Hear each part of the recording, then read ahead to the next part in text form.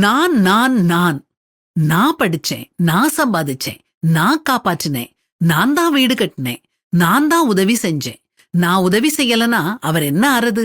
நான் பெரியவன், நான் சாமர்த்தியசாலி, நான் தான் அவனுக்கு வேலை வாங்கி கொடுத்தேன். நான் அப்படின்னு மார்த்தட்டி கொள்ளும் நண்பரே, நான் தான் என் இதயத்தை இயக்குகிறேன்னு உங்களால சொல்ல முடியுமா? நான் தான் என் மூளையை இயக்குகிறேன்னு உங்களால சொல்ல முடியுமா?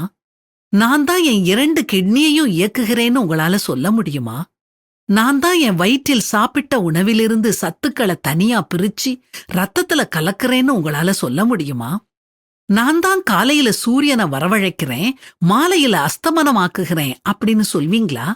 செடி கொடிகளை வளர வைப்பதும், பூக்களை மலர வைப்பதும், காய்களை கனிய வைப்பதும் நான் தான் அப்படின்னு சொல்வீங்களா? இவைகள் அனைத்தையும் யார் செய்கிறாரோ, யார் இயக்குகிறாரோ அவர் ஒருவருக்கே நான் அப்படின்னு சொல்லும் அதிகாரமும் உரிமையும் உண்டு. தேவரீர் சகலத்தையும் செய்ய வல்லவர். நீர் செய்ய நினைத்தது தடைபடாதுன்னும், சகலமும் அவர் மூலமாய் உண்டாயிற்று, உண்டானதொன்றும் அவராலே அல்லாமல் உண்டாகவில்லை அப்படின்னும் பரிசுத்த வேதாகமத்துல வாசிக்கிறோம். நல்லா யோசிச்சு பாருங்க. நம் தாய் தந்தையரை நமக்கு கொடுத்தது யார்? நம் உடலை, அதிலுள்ள அத்தனை உறுப்புகளையும் படைத்தது யார்? நம் தோற்றம், திறமை, செல்வம் எல்லாமே கடவுள் நமக்கு கருணையா கொடுத்தது. இதுல நாம பெருமைப்பட இங்க எதுவுமே இல்ல.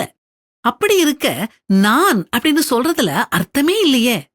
அதனால நான் அப்படிங்கிற அகந்தைய விட்டு கடவுள் நமக்கு கொடுத்த எல்லாவற்றிற்காகவும் நன்றியோட வாழுவோம், தாழ்மையோட இருப்போம், எல்லாரிடமும் அன்பு செலுத்துவோம்.